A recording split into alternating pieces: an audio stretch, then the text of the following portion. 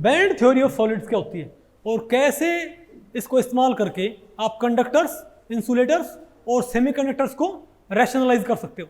नमस्ते, मेरा नाम मनदीप दलाल है और इस लेक्चर में हम इन्हीं प्रश्नों के उत्तर खोजने की कोशिश करेंगे।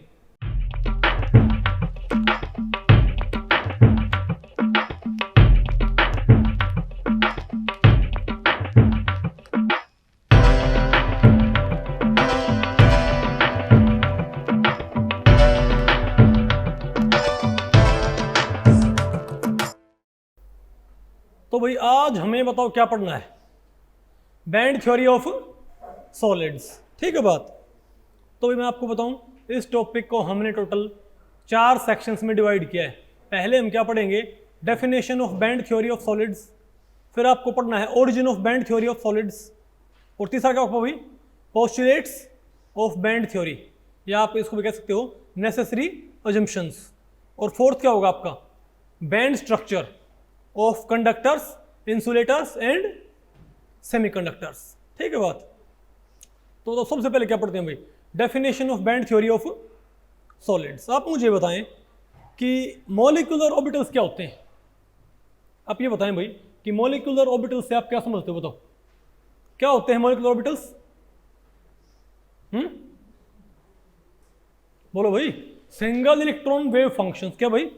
एक इलेक्ट्रॉन की स्टेट्स होती है किसके अंदर? किसी मॉलिक्यूल के अंदर। जैसे भाई अगर मैं कहूं कि वाटर के क्या है मॉलिक्यूलर वेव फंक्शंस, तो क्या होती हैं? एक इलेक्ट्रॉन की वाटर के अंदर इलेक्ट्रॉनिक स्टेट्स, ठीक है, सिंगल इलेक्ट्रॉन स्टेट्स। सिमिलरली भाई एटॉमिक ऑर्बिटल्स क्या होते हैं? बोलो भाई। एटम्स के अंदर क्या होती हैं? सिंगल इलेक्ट्रॉन वेव फंक्शंस होते हैं ना, यानी एक इलेक्ट्रॉन की एटम के अंदर स्टेट्स। सिमिलरली एक इलेक्ट्रॉन की भाई मॉलिक्यूल के अंदर स्टेट, लेकिन ना तो आपका एटम है और ना ही क्या आपका मॉलिक्यूल। आपको इनके अलावा क्या हो सकता है भाई? इनके अलावा हो सकता है आपका पीरियोडिक सिस्टम। क्या पीरियोडिक सिस्टम मतलब क्या है भाई? जो मॉलिक्यूल तो है नहीं, लेकिन वहां पर लार्ज नंबर ऑफ क्या है? एटम्स। जैसे आपके क्या होते हैं? क्रिस्टल्स। फॉर एग्जांपल आपका भाई सोडियम मेटल होगी आपकी, या फिर आपको बताओ क्या आपके पास बताओ क्या भाई? बताओ NaCl। NaCl में आपको पता भाई कोई मॉलिक्यूल नहीं होता, लेकिन वहां पर दुनिया भर के Na और Cl क्या है? एक रेगुलर अरेंजमेंट में क्या है? डिस्ट्रीब्यूटेड। तो हमारे पास एक वो सॉलिड नहीं है क्या? Isn't it? तो वहां पर आप किस तरीके से मालूम कर सकते हो single electron states, electronic states of a single? बोलो भाई। नहीं बता आपको पता क्या? Electronic states of a single electron, ठीक है। तो वो स्टेट्स मान लिया आपने हासिल कर ली एक इलेक्ट्रॉन की, किसमें? लेकिन भाई पीरियोडिक सिस्टम के अंदर, क्रिस्टल्स के अंदर, सॉलिड्स के अंदर। अब वो जो स्टेट्स होती है ना, जब वो स्टेट्स हासिल की गई तो ये पता लगा भाई कि वो एनर्जी स्टेट्स, जब उनकी हमने एनर्जी मालूम की तो वो स्टेट्स क्या होती है? बताओ भाई। यूजुअली ऐसी होती हैं कि वो स्टेट्स ऑलमोस्ट क्या होती हैं? कंटिन्यूअस। क्या होती है भाई? कंटिन्यूअस। ऑलमोस्ट क्या होती है? कंटिन्यूअस। समझ के बात? मैं तो इलेक्ट्रॉन अरे भाई, यानी एक लेवल यहाँ है, इससे देखो मॉलिक्यूलर लेवल में क्या था कि दो एनर्जी लेवल्स में काफी सारा क्या होता है? गैप होया करता मॉलिक्यूलर ऑर्बिटल्स के अंदर, लेकिन यहाँ पर गैप ऑलमोस्ट क्या होता है? बहुत ऑलमोस्ट ना के बराबर। बात आपको पहले पड़ी? बहुत स्मॉल क्या होता है? Energy gap. इतना एनर्जी कम होता है भाई कि आपको ये लेवल ऑलमोस्ट क्या नजर आएंगे? कंटिन्यूअस। क्या भाई? ठीक है। फिर भाई कुछ जगह पे फिर कुछ लेवल्स की एनर्जी यहाँ पर बिल्कुल नहीं होती, फिर कुछ यहाँ पर फिर से क्या होते हैं? लेवल्स होते हैं। बात आपको पहले पड़ी भाई? तो इसे हम क्या बोलते हैं? Valence band. इसे हम क्या बोलते हैं? और भी इसके नीचे और भी बैंड होंगे, इसके नीचे भी क्या होंगे? और भी क्या होंगे? बैंड्स होंगे। लेकिन भाई यहाँ पर क्या मान लिया? पॉपुलेशन हुई पार्टिकल्स, यहाँ पर इलेक्ट्रॉन्स भरे हैं। इलेक्ट्रॉन्स कहाँ भरे भाई? यहाँ पर भरे हैं। तो इसको हम क्या बोले? बताओ क्या? ये वैलेंस बैंड, बताओ क्या? हमारा कंडक्शन बैंड। और इसको हम क्या बोलते हैं? Band gap. क्या बोलते हैं? मैंने एक तरह से आप मानो भाई, आप बैंड थ्योरी पे मान लो कि एक तरह से एनर्जी लेवल डायग्राम होता है। जैसे भाई आप नहीं है मॉलिक्यूलर ऑर्बिटल डायग्राम बनाया करते, आप मॉलिक्यूलर ऑर्बिटल्स का एनर्जी लेवल डायग्राम तैयार किया करते क्या? डायटोमिक क्या भाई? क्या बोलते हैं? ट्राइटोमिक, टेट्राटोमिक मॉलिक्यूल्स के लिए। तो सिमिलरली ये क्या होता है? एनर्जी लेवल डायग्राम किसका? पीरियोडिक सिस्टम्स का। और यहाँ पर क्या पाया गया कि यहाँ पर एनर्जी लेवल्स क्या होते हैं? बहुत ज्यादा क्लोजली स्पेस में एनर्जी गैप बहुत कम होता है भाई। अगर मैं इनको जूम करूँगा ना भाई, अरे भाई एक लेवल ये है, एक इससे बिल्कुल थोड़ा ऊपर है, तो और भी क्या है? बहुत सारे लेवल, लेकिन मैंने भाई सिर्फ ये दिखाए और मैंने ये दिखाए हैं। बात आपको पहले पड़ गई भाई? नहीं समझे बात? तो हम क्या बोलेंगे इसको? क्या बोलेंगे? वैलेंस बैंड तो एक सेट क्या बनेगा भाई, एक आपका क्या बनेगा भाई, कंडक्शन बैंड। और इसके जरिए मैं आपको बताऊं भाई, आप इलेक्ट्रिकल प्रॉपर्टी, ऑप्टिकल प्रॉपर्टी, दुनिया भर की मैग्नेटिक प्रॉपर्टीज, आप सॉलिड्स की दुनिया भर की प्रॉपर्टीज को रैशनलाइज कर सकते हो। समझ गए बात, उसे क्या बोलते हैं हम, बैंड थ्योरी।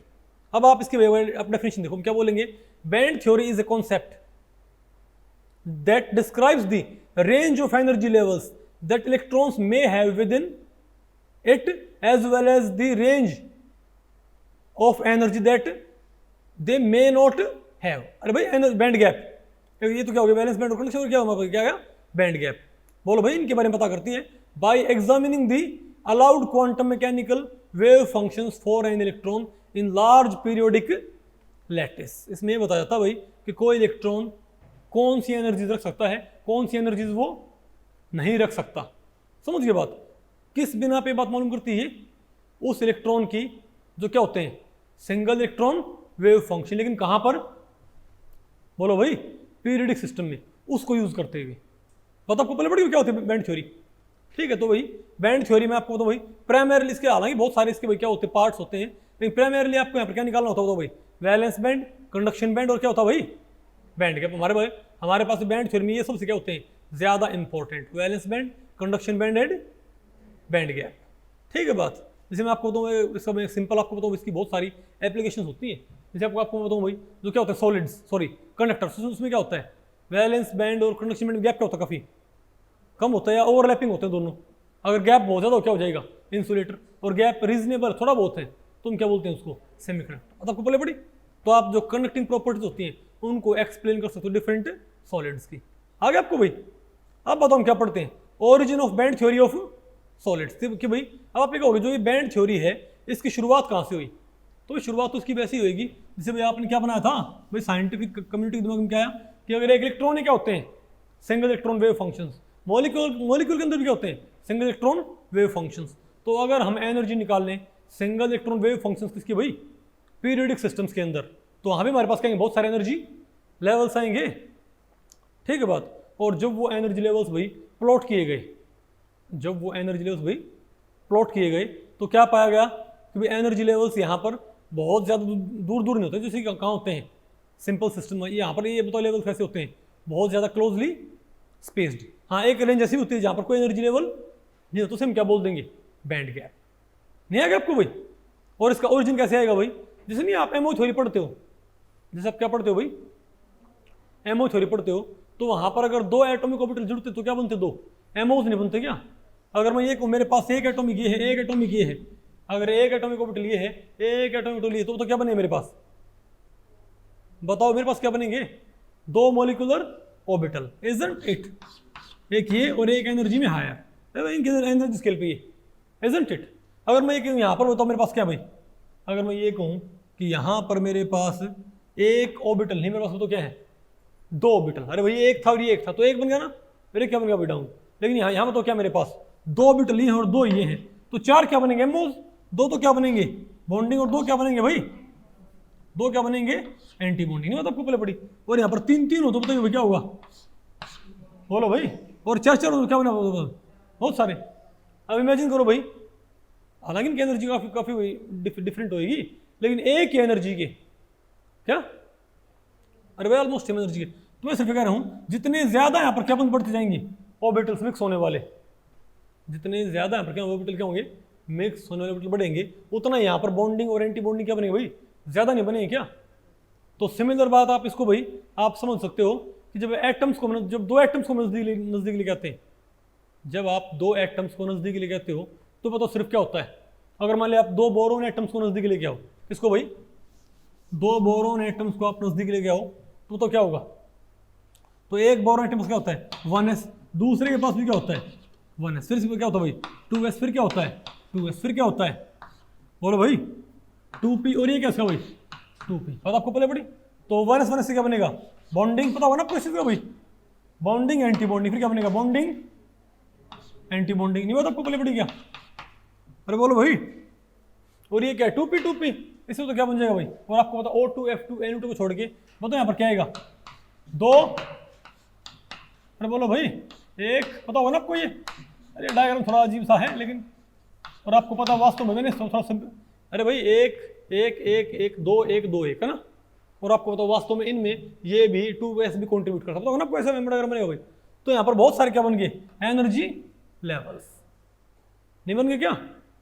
लेकिन अगर आप भाई, तो आपने बात देखिए, अगर आप दो बोरोन एटम्स निकल गए हो तो इनके 1s से क्या बना, सिर्फ एक बॉन्डिंग और एक एंटी बॉन्डिंग बना होगा, यानी दो ही क्या बने हैं, एक तरह के एमोज। इनको मैं यहाँ पर भाई एमोज में बोल सकता हूँ, लेकिन इनको मैं एमोज कहाँ नहीं बोल सकता बताओ, पीरियडिक सिस्टम्स में। क्यों भाई, क्योंकि वहां पर मॉलिक्यूल होते ही नहीं। बात आपको पहले पड़ रही भाई। तो आप मुझे बताओ, अगर मैं भाई, तो क्या मैं ये कह सकता हूं, अगर मैं दो बोरोन एटम को, अब मैं भाई इस एमओ डायग्राम को थोड़ा इस वे में बनाता हूं कि मैं कहूं कि दो बोरोन एटम है, तो उनके पास दो क्या होते हैं, 1s ऑर्बिटल्स। अरे मैं कहूं दो बोरोन एटम है तो दो क्या होते हैं उनके पास भाई, 1s, और उनसे क्या बनता है, सिग्मा 1s और सिग्मा स्टार 1s, तो दो लेवल बन गए मेरे पास। अरे मैंने दोनों 1s एक साइड शो कर दिए बोरॉन्स के। तो अगर मैं ये कहूं कि मैं अगर ये ना लेके, अगर मैं क्या कंसिडर करता बताओ भाई, कार्बन, अगर मैं कहूं भाई दो कार्बन मेरे पास क्या है, तो दोनों कार्बन के दोनों 1s की एनर्जी होगी, सेम होगी ना, बोलो भाई। अगर मेरे पास दो कार्बन है, उनके पास दो 1s होंगे, उनकी एनर्जी क्या होगी, बिल्कुल सेम होगी ना स्केल पे। यानी पहले 1s की एनर्जी भी यहीं पर होगी, दूसरी एनर्जी यहीं पर होगी, और ये मैं कहता हूं इंटरन्यूक्लियर डिस्टेंस। ये क्या, इंटरन्यूक्लियर डिस्टेंस, ये ठीक है, ये बात आपको पहले पड़ी। तो अगर मैं डिस्टेंस बहुत ज्यादा है तो दोनों कार्बन बहुत दूर दूर हैं, जब तक दोनों कार्बन क्या बहुत दूर दूर हैं, तो बताओ उनके 1s की एनर्जी क्या होंगी, अलग अलग होंगी बिल्कुल भाई, मतलब सेम होंगी, दोनों 1s के अलग अलग होंगे भाई, उनकी एनर्जी क्या बिल्कुल सेम होगी ना। लेकिन जैसे आप क्या करोगे, दोनों कार्बन को आप नजदीक लेके आओगे, उनमें दूरी घटाओगे, तो क्या ये दोनों 1s, यहाँ पर दो 1s हैं, यहाँ पर दो कार्बन क्या है, दो 1s ऑर्बिटल्स हैं, यहाँ पर दोनों की एनर्जी सेम नहीं रह पाएगी ना, एक क्या हो जाएगा, एनर्जी में कम, एक एनर्जी क्या हो जाएगा, ज्यादा, तो दो लेवल बन जाएंगे क्या। सिमिलर में मेरे पास बताओ क्या हूँ, 3 कार्बन हो तो, या मैं 4 कार्बन नजदीक लेके आऊँ तो, और भाई अगर मैं बात करूँ डायमंड की, तो वहाँ पर हमारे पास क्या बहुत सारे कार्बन एटम्स, नहीं बात आपको पहले पड़ी, वहाँ पर तो अरबों खरबों के कार्बन एटम्स। अब मैं उनको नजदीक लेके आऊँ तो भाई क्या है यहाँ पर, तो जब तक बताओ क्या होगा, तो ये तो क्या है कार्बन के, ये तो क्या है बताओ, मैं क्या कहूँ, n कार्बन एटम्स, तो n यहाँ पर क्या है बताओ भाई, 2s, n यहाँ पर क्या है भाई 2s, और 3n यहाँ पर क्या होंगे बताओ, यहाँ बताओ क्या है 3n 2p, अरे बोलो भाई, अरे 3n क्या होंगे यहाँ पर, नहीं बात आपको पहले पड़ी क्या, क्यों भाई 3n क्यों होंगे, क्योंकि एक कार्बन के पास क्या होते हैं 3 p ऑर्बिटल्स। अरे भाई 2p में कितने 3 होते हैं, तो n कार्बन एटम के ऊपर कितने 2p आ गए, n 2p सब चलाएगी, तो 3n क्या आ गया हमारे पास 2p ऑर्बिटल टोटल, नहीं बात आपको पहले पड़ रही क्या। अरे बोलो भाई, तो मैं कहूँगा कि n कार्बन एटम जब तक दूर दूर है, जब तक n कार्बन के एटम क्या भाई दूर दूर है, तो उन सभी के 2s क्या होंगे, डिजेनरेट, सेम एनर्जी होंगे, बात यह है। और जब तक सभी कार्बन दूर दूर हैं, उन सभी की 2p सब शेल भी क्या होंगी, एक एनर्जी की। लेकिन जैसे वो नजदीक आएंगे तो क्या उनकी 2p सब शेल्स मिक्स होना शुरू नहीं कर देंगे क्या, बोलो भाई, और क्या 2s सब शेल भी, सॉरी क्या 2s ऑर्बिटल भी मिक्स होना शुरू नहीं कर देंगे क्या। लेकिन यहाँ पर फिर क्या होंगे नंबर, क्योंकि यहाँ पर बहुत सारे क्या कार्बन, तो बहुत सारे यहाँ पर क्या है 1s, तो यहाँ पर बहुत सारे बताओ क्या बनेंगे, एनर्जी लेवल्स। तो भाई आपको एक तरह से क्लोजली स्पेस्ड एनर्जी लेवल्स नहीं मिल जाएंगे यहाँ पर भाई, नहीं बात आपको पहले पड़ रही क्या। अरे बोलो, लेकिन कि कब होएगा, जब एटम क्या आएंगे थोड़ा नजदीक आना शुरू होंगे, नहीं बात आपको पहले पड़ी। तो भाई ऐसे क्यों, और सिमिलरली तो क्या हुआ, सिमिलरली हमारे पास n क्या 2p सब शेल, वो भी तो मिक्स होना शुरू होंगी, वो भी तो क्या करेंगे, मिक्स होना शुरू होंगे, और उनसे बताओ क्या बनेंगे, बहुत सारे बॉन्डिंग और बहुत सारे एंटी बॉन्डिंग। अरे भाई बहुत सारे, मतलब यहाँ पर मैं बॉन्डिंग एंटी बॉन्डिंग बोल नहीं रहा भाई, क्यों, क्योंकि ये मॉलिक्यूल नहीं होता, लेकिन आप थोड़ा हमें सिर्फ सेंस आपको बता रहा हूँ, यहाँ पर क्या होता है वैलेंस बैंड और कंडक्शन बैंड, क्योंकि यहाँ पर मॉलिक्यूल नहीं होता, तो यहाँ पर बोलना ठीक है भाई कि बॉन्डिंग मॉलिक्यूल ऑर्बिटल नहीं होता आपको पहले पड़ी। लेकिन मैं एक भाई कोरिलेशन के जरिए आपको बता रहा हूँ चीज़ कैसे काम होगा, समझे बात। तो अगर आप n number of carbon atom को नजदीक ले जाएंगे, तो उनके कार्बन्स, तो उनके 2s क्या करेंगे, मिक्स होंगे, उनके 2p क्या होंगे, मिक्स होंगे, और यहाँ पर थोड़े 2s और थोड़े 2p नहीं है, बहुत सारे यहाँ पर क्या 2s और 2p, तो उनकी मिक्सिंग से बहुत सारे क्या बनेंगे फर्दर एनर्जी, फर्दर ऑर्बिटल्स। नहीं मतलब आपको पहले पड़ी हुई, जिनकी एनर्जी बहुत ज़्यादा क्या होगा आपस में ज़्यादा डिफर, क्योंकि बहुत सारे लेवल बनने हैं, तो एनर्जी स्केल पे हल्के हल्के फुल्के भी डिफरेंट हुए तो ऑलमोस्ट क्या आ गया, कंटिन्यू में हमारे पास हुई। अरे भाई बहुत सारे लेवल्स बनाने हो, अगर आपने किसी कागज़ पे दो लाइन खींचनी हो तो वो तो दूर दूर नजर आ जाएंगी। मैं को आपको कागज़ पे 1000 लाइन खींचनी है जो अलग अलग नजर आए, तो आप तो 1000 लाइन खींचने ट्राई करो कागज़ पे, लेकिन वो हमको क्या नजर आएंगे फिर ऐसे बिल्कुल कंटिन्यूम सा। नहीं बात आपको पहले पड़ी क्या? तो ऐसे बताओ क्या जनरेट होंगे, बैंड्स। बात आपको पहले पड़ेगी। और आप इसको ऐसे मान सकते हो, देखो यहाँ पर ये बताओ क्या, इंटरएटॉमिक डिस्टेंस, अरे साइड, और ये बताओ क्या है, ये एक 1s ऑर्बिटल नहीं है, ये क्या है, अरबों खरबों 1s ऑर्बिटल्स हैं ये, पर आपको एक लाइन से क्यों शो कर रखे हैं? अरे भाई अगर अरबों खरबों कार्बन एटम्स बहुत दूरी पे होंगे तो उनके 1s आपस में इंटरेक्ट नहीं कर सकते भाई, तो उनमें गैप क्या, तो उनकी एनर्जी क्या रही सबकी बराबर तो होगी। तो मैंने पहले कार्बन का जो बनाया बनाऊंगा 1s S orbital, sorry 2s, वो भी कहाँ बनेगा, वही बनेगा जहाँ पर दूसरे का 2s बनेगा। अरे एनर्जी स्केल पे समझ गए। तो ये क्या है, तो यहाँ पर क्या होता है भाई, तो इस लाइन पे क्या है, बोलो भाई अरबों खरबों 1s ऑर्बिटल्स की एनर्जी मैंने इस लाइन शो कर रखी है, और यहाँ पर मैंने भाई अरबों खरबों 2p सब की एनर्जी इसी शो कर रखी है। नहीं पता आपको पहले पड़ी। लेकिन जब अगर आप उन अरबों खरबों एटम्स को आप नज़दीक लेके आओगे क्या बनाने के लिए, सॉलिड, क्या बनाने के भाई, गैस फेज में उसको मत रखो, उसको क्या करो तो भाई मान लिया कार्बन आपके गैस फेज में है, अब आप उन्हें भाई कंडेंस करो सॉलिड फेज में लेके आ रहे हो, तो कार्बन एटम क्या होंगे, नजदीक आएंगे, तो नजदीक आएंगे तो उनके 1s सॉरी उनके 1s भी होंगे, 2s भी होंगे, 2p सब आपस में करेंगे, मिक्स होना शुरू हो जाएंगे, और बहुत सारे क्या बनेंगे, फर्दर एनर्जी, फर्दर ऑर्बिटल्स तैयार होंगे ना भाई।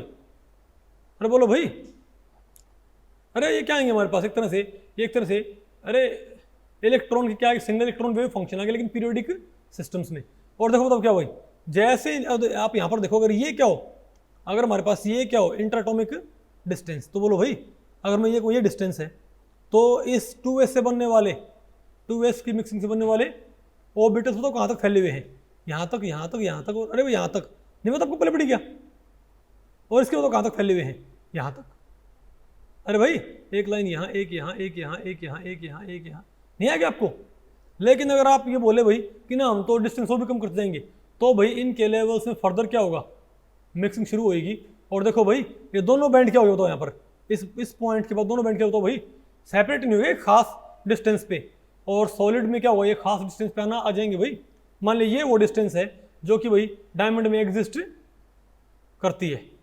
अरे बोलो भाई, नहीं बात आपको पहले पड़ी कि भाई म्यूचुअल इंटर एटॉमिक डिस्टेंस यहाँ पर आ गई हमारे पास, ठीक है। तो क्या है मेरे पास, तो ये बताओ क्या है, बहुत सारे लेवल्स।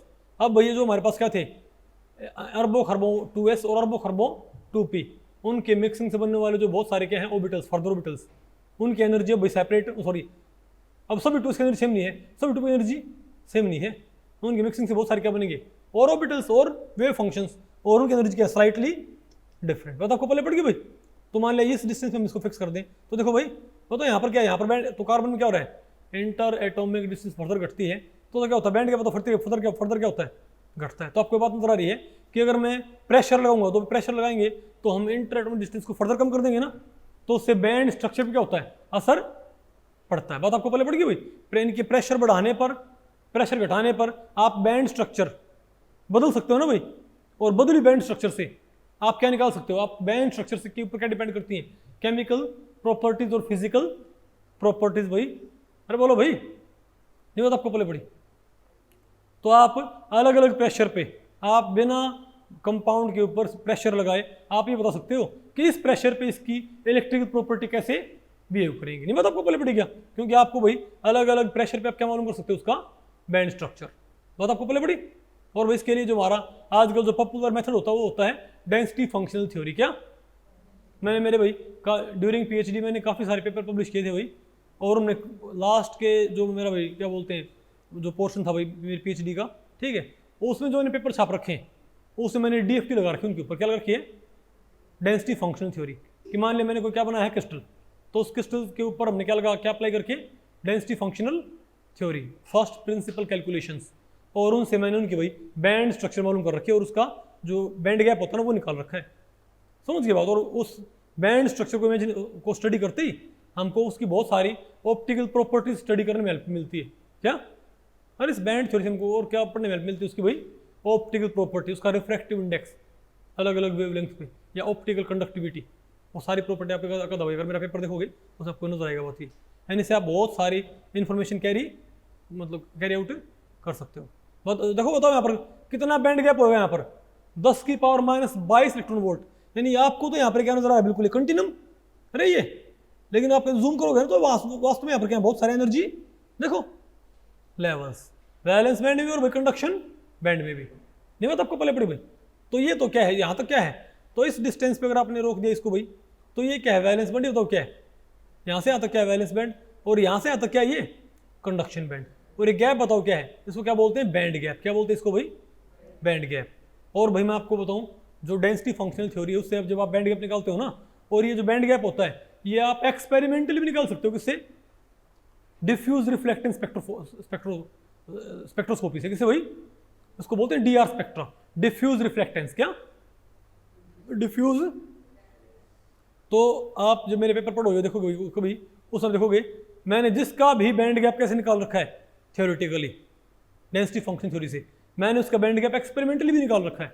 किससे? डीआर स्पेक्ट्रा से। और अब देखो दोनों में ऑलमोस्ट क्या होगा? सेम आएगा। मतलब अगर मान लिया एक्सपेरिमेंटल बैंड गैप क्या क्या मान लिया आपका 4.3 इलेक्ट्रॉन वोल्ट, तो थ्योरेटिकल क्या क्या मान लिया आपका 4.28, मतलब ऑलमोस्ट क्या मिलेगा आपको? बिल्कुल भी। अगर मान लिया भाई आपका एक्सपेरिमेंटल बैंड गैप क्या रहा 4, और आपने थ्योरी लगाई आपने भाई, और उस बैंड गैप क्या गया 1, तो मतलब भाई आपकी कैलकुलेशन क्या है? बिल्कुल गलत। आपने दोबारा से उसको भाई कैलकुलेट करना पड़ता है। नहीं आ गया आपको?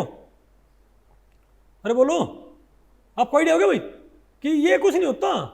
जैसे एमओ डायग्राम होता है ना, जैसे एनर्जी लेवल डायग्राम होता है एटम्स का, मॉलिक्यूल्स का, वैसे ही एनर्जी लेवल डायग्राम किसके होते हैं भाई? पीरियोडिक सिस्टम्स के भी होते हैं, क्रिस्टल्स के भी होते हैं। बात आपको पहले पड़ गई भाई? एमओ डायग्राम मॉलिक्यूल में, एनर्जी लेवल डायग्राम मॉलिक्यूल में क्या होते हैं? बॉन्डिंग और एंटी बॉन्डिंग। यहाँ पर क्या होते हैं? वैलेंस बैंड और कंडक्शन बैंड। नहीं बात आपको पहले पड़ी भाई? अरे बोलो, ठीक है। और मैं आपको बताऊं भाई, अगर और इनकी प्रॉपर्टीज आपको मालूम पड़ेगा, अगर इलेक्ट्रॉन कहाँ पहुंच जाए कंडक्शन बैंड में तो फ्रीली मूव कर सकता है भाई, और वो करंट कैरी कर सकता है। तो भाई जो भी क्या हो कंडक्टर, उनके इलेक्ट्रॉन कहाँ पहुंचाना पड़ेगा आपको? कंडक्शन बैंड में। तो अगर मान लो किसी का वैलेंस बैंड एम्प्टी है और कंडक्शन बैंड क्या है, सॉरी वैलेंस बैंड इलेक्ट्रॉन है, कंडक्शन बैंड में नहीं है, तो भाई वो कंडक्टर नहीं होगा। लेकिन भाई अगर ये गैप बहुत थोड़ा हो जाए तो इलेक्ट्रॉन कहाँ से कहाँ पहुंच जाए? कंडक्शन बैंड में, और क्या हो जाएगा? कंडक्टर। नहीं आ गया आपको? ओके। अब आप बताओ भाई postulates of band theory of solids. तो मैं आपको बताऊँ, देखो जो आप ये एनर्जी, देखो मैं आपको ये भैया फिलहाल आपके स्कोप से बाहर है इसकी वो सारी चीज़ें भाई, क्योंकि ये एडवांस लेवल पे तो आपको भाई जब आप जाओगे पीएचडी में और आपका काम पड़ गया मान लिया भाई मटेरियल साइंस के अंदर, जैसे मेरा भाई जो वर्क था मोस्टली मटेरियल फिजिक्स और केमिस्ट्री। मेरा मतलब आपको बताऊँ भाई, अगर आप कहते हैं ना कि भाई फलां स्ट्रीम से, समझे बात, क्योंकि रिसर्च इतनी ज़्यादा आपस में क्या होती है? इंटरडिसिप्लिनरी। ठीक है, मेरे बहुत सारे पेपर भाई जो जर्नल्स है ना फिजिक्स के, उनमें पब्लिश हो रखे हैं। समझे बात? जर्नल ऑफ, अरे भाई एक है मटेरियल फिजिक्स एंड केमिस्ट्री, समझे बात, या सॉलिड स्टेट फिजिक्स, समझ गए बात। तो आप आगे जाओगे आपको मालूम पड़ेगा, आपको नहीं है, आपको फिजिक्स भी केमिस्ट्री भी, आपको बहुत सारे जो स्ट्रीम्स हैं जो सब्जेक्ट्स हैं उनको कंबाइंड वे में आपको इस्तेमाल, उनको सॉरी कंबाइंड वे में उनके कॉन्सेप्ट आपने इस्तेमाल करने पड़ते हैं। ठीक है बात? अरे बोलो भाई, ठीक है। तो मैं आपको बताऊं भाई कि ये जो बैंड थ्योरी है तो वही बाकी आपको आप आगे जो तो आपको पढ़ना पड़ेगा, फिलहाल आपको इतना पढ़ने की जरूरत नहीं है, तो मैं आपको सिर्फ बेसिक बातें बता रहा हूँ। ठीक है, अब बताओ भैया ये थ्योरी वैलिड हो, ये सही काम करे, इसके लिए हमें कुछ बात माननी पड़ती है। पहला क्या होता है? Infinite size system. क्या भाई? तो भाई ये थ्योरी कुछ वैलिड रिजल्ट दे, इसके लिए आपने कुछ अजम्पशन करने पड़ते हैं कि ये अजम्पशन मान के आप क्या करोगे कैलकुलेशन, तब आपके पास क्या आएंगे? Reasonable results. उनमें एक तो बताओ क्या होता है, बताओ भाई कि बैंड थ्योरी क्या मानती है? इनफाइनाइट साइज सिस्टम, कि भाई जो बैंड्स हैं वो कॉन्टिन्यूस हो, मतलब बैंड्स में एनर्जी लेवल्स क्या हो? बिल्कुल एक बैंड में एनर्जी लेवल्स क्या हो? कॉन्टिन्यूस। इसके लिए जरूरी क्या है भाई? तो आपने देखा ही था कि हमारे पास लार्ज नंबर ऑफ क्या होने चाहिए? Particles, very large number of particle. क्योंकि भाई थोड़े पार्टिकल हुए तो जो एनर्जी लेवल बनते हैं उनमें गैप ज़्यादा आ जाएगा। नहीं बात आपको पहले पड़ी? कॉन्टिन्यूम नहीं मिल पाएगा। बात आपको पहले पड़ी? तो बैंड के लिए बताओ जरूरी क्या है? कि लार्ज नंबर ऑफ पार्टिकल्स होने चाहिए, इनफाइनाइट साइज सिस्टम। और एक बताओ क्या होता है, बोलो भाई, नहीं समझे बात? एक क्या होता है होमोजीनियस सिस्टम। और इसमें हम क्या मानते हैं, हम ये मानते हैं कि जो बैंड स्ट्रक्चर हो क्या होती है, इंट्रिंसिक प्रॉपर्टी होती है किसी मटेरियल की, ठीक है, जो क्या मानती है, ये क्या मानती है भाई कि मटेरियल कैसा है, होमोजीनियस, कैसा, बिल्कुल हो। यहाँ पर आपने भाई, हालांकि एडवांस थ्योरीज के जरिए भी आप आजकल जो डिफेक्ट्स वगैरह उनके बारे में बात कर सकते हो, लेकिन जनरली हम क्या मानते हैं, अगर आपके पास एक यूनिट सेल है, आपके पास क्या हुई एक यूनिट सेल, तो उस यूनिट सेल को रिपीट करने से जो क्या आएगा, परफेक्ट लैटिस अरेंजमेंट। समझ गए बात? उसमें एक भाई उसमें होमोजेनिटी नहीं है क्या, समझ गए? तो क्या मानती है कि जिस मटेरियल पे आप इसको लगा रहे हो भाई, उसे आपने क्या मानना, पूरी तरह से होमोजेनियस, उसमें आपने भाई कोई इरेगुलरिटी कंसिडर नहीं करनी है, ठीक है बात? और बताओ फिर क्या है, नॉन इंटरएक्टिविटी। तीसरा कौन सा आइडिया क्या होता है, नॉन इंटरएक्टिविटी, क्योंकि बैंड स्ट्रक्चर किसको डिस्क्राइब करती है, सिंगल इलेक्ट्रॉन स्टेट्स ऑफ, अरे भाई सिंगल इलेक्ट्रॉन स्टेट्स, एक इलेक्ट्रॉन की स्टेट्स, लेकिन किसमें, पीरियोडिक सिस्टम्स के अंदर। समझ गए बात? अरे बोलो। और यहां पर हम क्या मानते हैं, ये जो स्टेट्स हैं, बोलो भाई, ये जो स्टेट्स है भाई, ये क्या बोलते हैं, लैटिस वाइब्रेशन उनसे भाई इंटरेक्ट नहीं करती दूसरे इलेक्ट्रॉन से भाई, फोटोन से। बात आपको पहले पड़ गई? अरे कहता है electron travelling static potential with dynamically interacting, जो इलेक्ट्रॉन ट्रैवलिंग है भाई इन सिस्टम के अंदर भाई, वो किन से इंटरेक्ट नहीं करता, दूसरे इलेक्ट्रॉन से और फोटोन से, जो कि भाई ट्रू नहीं होता। अरे भाई हल्का फुल्का तो डेविएशन आएगा यहाँ, ये नहीं हम क्या मानते, सिस्टम को क्या मानते पूरी तरह से नॉन, अरे भाई इलेक्ट्रॉन की स्टेट्स को क्या मानते, नॉन इंटरेक्टिंग, किससे, लेटेस्ट वाइब्रेशन से, इलेक्ट्रॉन से और भाई फोटोन से। समझ गए बात? मतलब ये क्या हमारे पास तीन क्या है इसके भाई, मतलब थ्योरी वैलिड रिजल्ट दे, इसके लिए आपने ये कंसिडर करने, जैसे आप नहीं है, अरे हाइड्रोजन एटम में आप मानते थे कि एक इलेक्ट्रॉन स्टेट्स क्या होती हैं, दूसरी क्या होती है, पूरी तरह से इंडिपेंडेंट। समझ बात? कुछ बात यहाँ पर वैसी ही है। ओके, बताओ क्या हमारे पास, बैंड स्ट्रक्चर ऑफ कंडक्टर्स। अब भाई आपने इसको बाकायदा अप्लाई करना है, बताओ भाई किसके ऊपर, band structure of conductors, insulators and भाई सेमीकंडक्टर्स। ओके, तो आप ये बताओ कि कंडक्टर्स, सेमीकंडक्टर्स और इंसुलेटर्स क्या होते हैं, बोलो भाई, बताओ भाई, जो करंट कैरी करें वो क्या होंगे, नहीं होता आपको पहले पड़ी? अच्छा चलो मैं पहले आपको एक स्टोरी में हमेशा बताता हूँ भाई, ठीक है? अच्छा आप ये बताओ भाई, सुनिए अपनी स्टोरी ये, अरे भाई वो एक स्टोरी है ना कि अरे भाई यूएसए के अंदर, अरे भाई यूरोप या पता नहीं यूएसए के अंदर, ठीक है, जब ये क्या बोलते हैं बसेज नई नई आई थी ना, ठीक है बात, और आपको पता है भाई जैसे यहाँ पर तो भी क्या है, डेथ सेंटेंस के लिए भाई फांसी वगैरह देते हैं, ठीक है, और वहाँ पर भी, लेकिन शुरुआत में आपको पता होगा जब इलेक्ट्रिसिटी के बारे में मालूम पड़ा था ना, हमने इलेक्ट्रिसिटी को इस्तेमाल करना शुरू किया था, तो डेथ सेंटेंस इलेक्ट्रिक चेयर पे दिया करते, पता आपको इस चीज़ का, ठीक है? तो वहाँ पर भाई एक बात ये थी कि एक कंडक्टर था, सॉरी एक बस थी भाई, ठीक है, और उसमें एक ड्राइवर होता है, क्या होता है भाई, कंडक्टर होता है, ठीक है? तो भाई कोई बुढ़िया बस रुकवा रही थी और उसने भाई बस ना रोकी ड्राइवर ने, कई ये शुरुआत की बात है जब भाई ये 100 साल, अरे भाई 100 साल पहले की बात है, जब क्या होता था, जब वहाँ पर क्या थी भाई, डेथ सेंटेंस कैसी थी, इलेक्ट्रिक चेयर के जरिए, ठीक है? तो भाई ड्राइवर ने बस, उसने कंडक्टर ने बस रुकवाई, रोकने नहीं दी, और वो बुढ़िया भाई उसके नीचे आके मर गई। तो भाई उसको उसके ऊपर भाई हत्या का मुकदमा चल गया, ठीक है? उसको फिर ये बोले कि भाई इसके ऊपर केस हो गया भाई, उसको मिली फिर भाई डेथ सेंटेंस। तो उसको भाई जब इलेक्ट्रिक चेयर बिठाया गया ना, ठीक है, वो मतलब तो वो मरा ही नहीं, समझे बात भाई? ओके, तो वो जज बोले भाई कुछ तो बात है कि भाई इलेक्ट्रिक चेयर बैठने वाली नहीं मरा, चलो भाई क्या बोलते हैं भाई, परमात्मा चाहता कि ये जिंदा रहे, उसकी भी सज़ा माफ़ कर दी गई।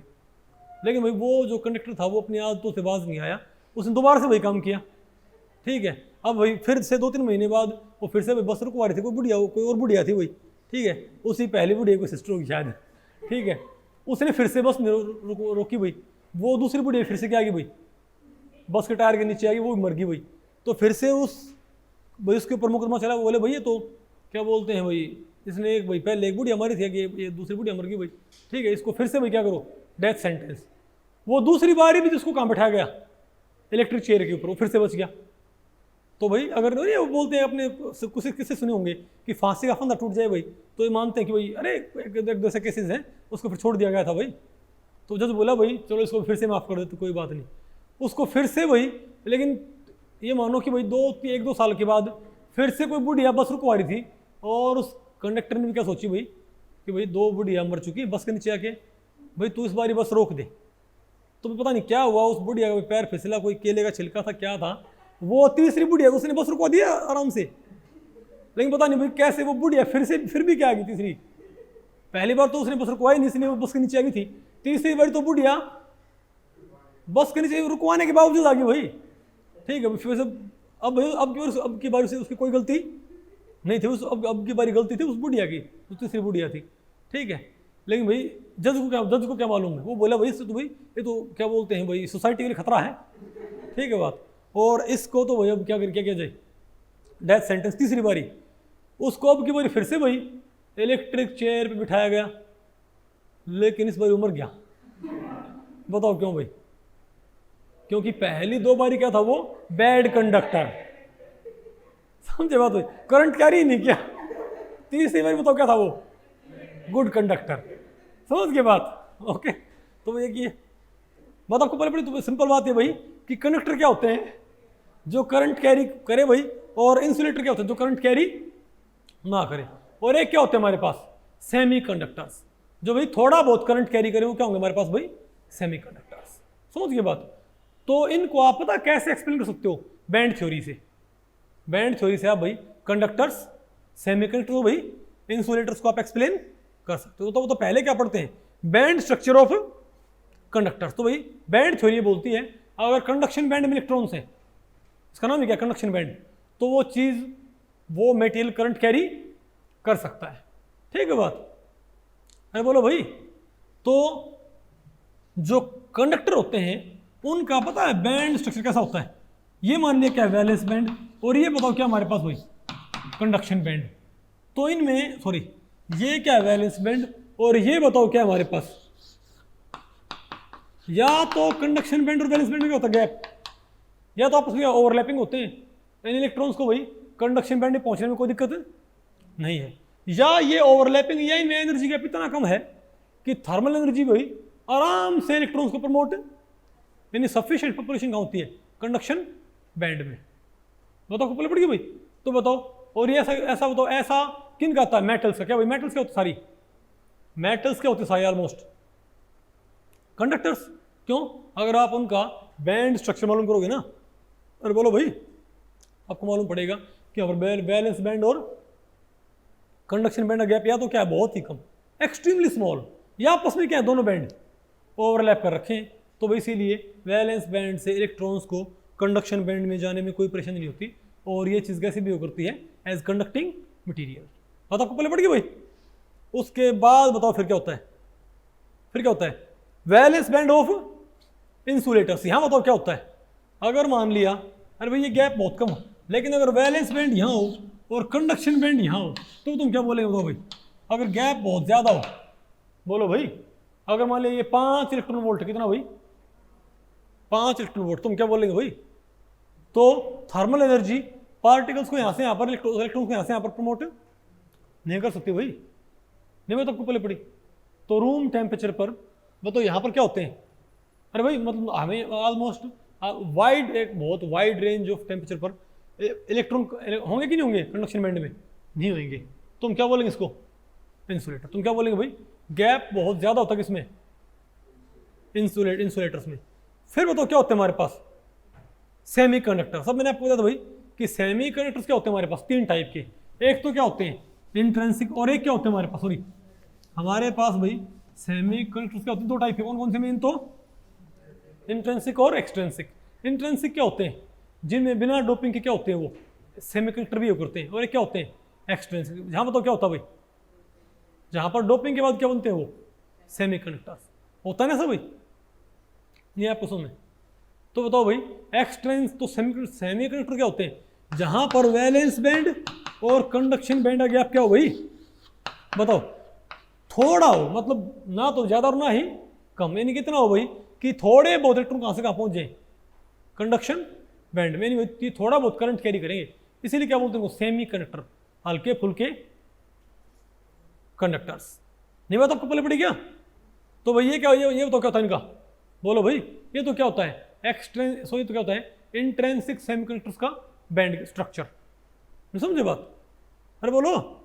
लेकिन एक्सट्रिंसिक का बता फिर क्या होगा, अगर डोपिंग हो रखी है तो आपको तो भाई डोपिंग वाले क्या होते हैं दो, एक तो कौन से होते हैं, एक तो भाई आप सिलिकॉन में क्या डोप कर दो, एक तो आप भाई, एक तो क्या हो आपके पास सिलिकॉन में क्या डोप कर दो, पेंटावैलेंट इंप्योरिटी।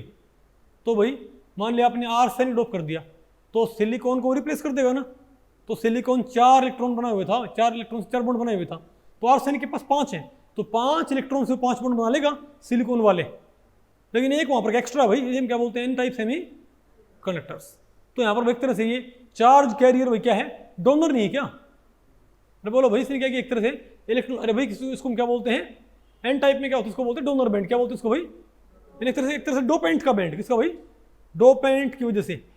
ओके, तो एन टाइप में क्या होगा, अरे मैं उल्टा क्या बोल दिए, नो नो नो, अरे उल्टा लिख दिया भैया।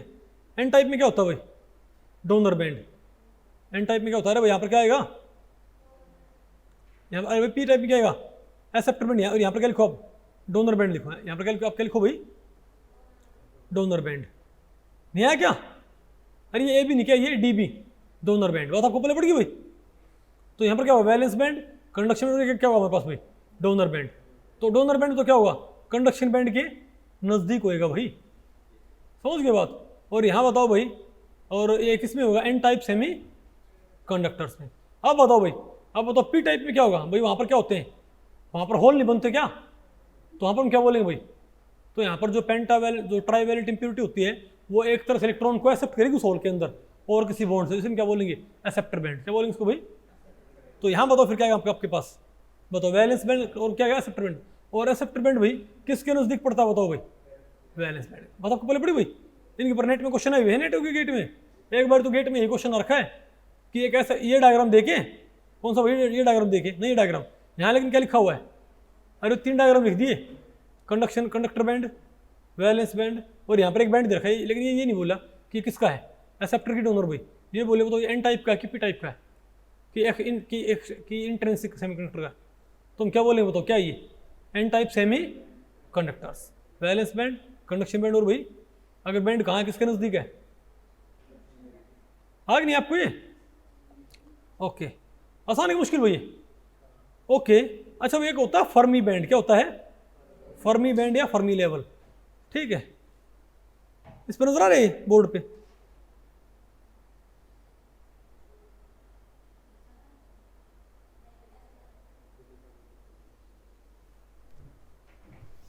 अरे कोई बात नहीं, हाँ ऐसे नजर आएगा, थोड़ा फोर्सफुली इसको चलाना पड़ेगा भाई। ओके चलो कोई बात नहीं भाई। अच्छा मैं आपको बताऊँ भाई, अच्छा एक बात और होती है साइलेंस भाई, अच्छा मैं एक डायग्राम से एन टाइप और पी टाइप का भाई डायग्राम बनाने की ट्राई करता हूँ एक डायग्राम से, ठीक है। ओके तो आप ये बताओ भाई, अगर ये बताओ क्या है वैलेंस बैंड, और ये बताओ क्या है, नजर आ रही तो भाई, ये क्या है कंडक्शन बैंड, ये है वैलेंस बैंड, और ये बताओ क्या है भाई कंडक्शन बैंड, ठीक है। और ये बताओ क्या है, अगर ये कौन सा है पी टाइप, अरे भाई पी टाइप तो क्या हुआ ये, बोलो भाई, इसको बताओ, मैंने क्या बोल दिया ई वी, इसको मैंने क्या बोल दिया ई ए, एक्सेप्टर बैंड, ठीक है बात। और अगर ये क्या बताओ भाई एन टाइप, तो यहां पर क्या आएगा बताओ भाई, तो इसमें क्या बोलेंगे ई डी, अगर आपको समझ में। तो भाई एक होता है फर्मी बैंड, क्या होता है, तो ज़्यादा हमको इसके बारे में डिटेल पढ़ने की जरूरत नहीं है, लेकिन जो फर्मी बैंड होता है वो कहाँ होता है। अगर मैं ये कहूँ, ये बताओ क्या इस साइड क्या बढ़ता है, टेम्परेचर क्या बढ़ता है भाई, टेम्परेचर बढ़ता है, तो हायर टेम्परेचर पर पता फर्मी बैंड कहाँ होता है, इन दोनों बैंड्स के बीच में।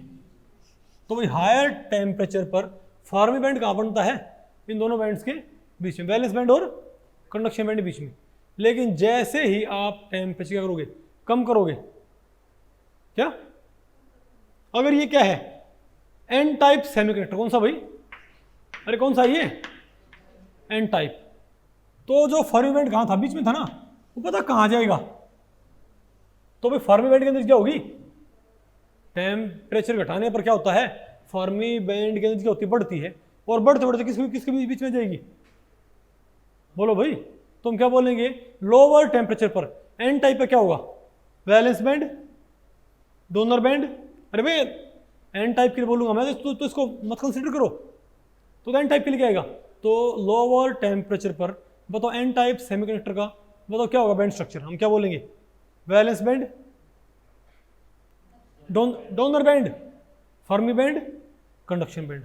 और हायर पे क्या होगा? हायर टेम्परेचर पे वैलेंस बैंड, फर्मी बैंड, अरे बीच में होगा डोनर बैंड और भाई कंडक्शन। नहीं बताओ आपको पहले बड़ी सिमिलरली बताओ, हम बताओ भाई किसकी बात करें? P type semi conductors. तब बताओ क्या होगा? उसमें भी क्या होता है? उसमें भी हायर टेम्परेचर पर तो फर्मी बैंड कहाँ होता है? इन दोनों के बीच में। लेकिन जैसे जैसे टेम्परेचर कम होता है तो फर्मी बैंड कहाँ पर आएगा? पर बोलो भाई नीचे आएगा। और किन के बताओ बीच में आ जाएगा? Fermi level. बताओ कहाँ पर आ जाएगा भाई? इन दोनों के बीच में। समझे बात? तो तुम क्या बोलेंगे? बताओ लोअर टेम्परेचर पर बताओ पी टाइप वाला क्या होता है? Valence band, Fermi level, acceptor band, conduction band. अरे बोलो भाई। और हायर पे क्या हो जाएगा? Valence band, Fermi level, acceptor, sorry valence band, acceptor band और भाई फर्मी लेवल बीच में कंडक्शन बैंड। यहाँ क्या आपको ये? तो ध्यान रखियो भाई डायग्राम आ गया नहीं आपको ये? अब बताओ भाई आप क्वेश्चन करो इसके ऊपर कदा। ठीक है, ये क्वेश्चन भाई दिसंबर 2011 में आया हुआ है नेट में, पार्ट सी में 4 नंबर में। बताओ क्या क्वेश्चन ये? कंसीडर एन आएगा भाई। क्या? कंसीडर एन, बोलो भाई। कंसीडर ए, अरे कंसीडर एन टाइप। अरे वो बोलने में होता है, अगर बोलने में साउंड क्या आ रही है, वो एन से नहीं पता लगता। ये बोलने में अगर साउंड क्या आएगा भाई, वावल का साउंड आए ना, तो क्या लिखा जाएगा? तो एन आएगा वहाँ पर। जैसे भाई लिखा चाहे यहाँ पर कुछ भी हो, समझे बात? बोलो भाई। जैसे मान लिया नहीं आएगा आपको तो भाई तो consider N type semiconductor whose. अरे भाई ये तो नेट में दे रखा है, ये मैंने स्पेलिंग मिस्टेक नहीं की है, सोचो समझे बात? ये भाई नेट के पेपर में क्या रखी है? ये भी नेट के पेपर में क्या है? स्पेलिंग मिस्टेक है ये। Consider A N type, consider A N, समझो? Consider N type semiconductor whose EV कितना? बताओ ईवी कितना है? ये क्या बोलता है? ईवी कितना है? 0। ये कहता है वैलेंस बैंड, ये एन टाइप कह रहा है भाई। तो एन टाइप में क्या होता है? बताओ एन टाइप में क्या होगा? तुम क्या बोलोगे? एन टाइप की क्या होगा? ये मिटा दें हम तो कैसा पैटर्न होगा? ऐसा पैटर्न होगा हमारे पास भाई। बोलो भाई, ये होगा ना। तो ये कहता है कि बताओ भाई ईवी कितना है? 0। ठीक है, ईवी क्या मान लिया मैंने? ईवी क्या मान लिया मैंने? 0। ईसी क्या मान लिया? 2.0 इलेक्ट्रॉन वोल्ट। ठीक है बात? ओके, फिर क्या बोलता है? और ईडी कितना है? 1.9 वाट। भाई बिल्कुल ठीक है, क्योंकि भाई ईडी थोड़ा क्या होता है? कंडक्शन बैंड थोड़ा क्या होता है? नीचे होता है। तुम क्या बोलिए? तो कहां पर मान लिया? ईडी कितना है? 1.9 वाट। ठीक है बात? तो आप ये बताओ इनमें से कौन सी स्टेटमेंट ठीक है? ओके, ये कहता है EF, ये कहता है फर्मी लेवल तो कहां पर बनेगा? 1 इलेक्ट्रॉन वोल्ट पे, और टेम्परेचर क्या होगा? इंडिपेंडेंट। गलत भाई। पहली बात तो ठीक है, फर्मी लेवल 1 पे बन सकता है, नहीं बीच में बन सकता भाई, हायर पे, लेकिन क्या नहीं होता? इंडिपेंडेंट नहीं होता। क्या होता है? डिपेंडेंट। तो गलत भाई। और बताओ फिर क्या बोलता है कि EF क्या होगा? 1.99। ठीक है, एंड रिमेन्स, बोलो भाई। नहीं 1.99 होगा। अब ये क्या था भाई? 1.99 भी हो सकता है, या इतना हो सकता है, कोई दिक्कत नहीं। और क्या था? इंडिपेंडेंट भाई। फिर से गलत भाई, क्योंकि यहां पर अगर शुरुआत अगर लोअर पे इतना होगा मुझे पता है, लेकिन बड़ा पे क्या होगा? फिर नीचे आएगा भाई। नहीं पता आपको? पहले पड़ी क्या भाई? इंडिपेंडेंट जिसमें लिखा हो तो क्या है? गलत ही है। फिर क्या है, कहता है कि EF 1.99 हो सकता है और बढ़ेगा 2.0 की तरफ विद इंक्रीजिंग टी ना। बोलो भाई, हमको पता है 1.99 हो सकता है, बिल्कुल हो सकता है बीच में।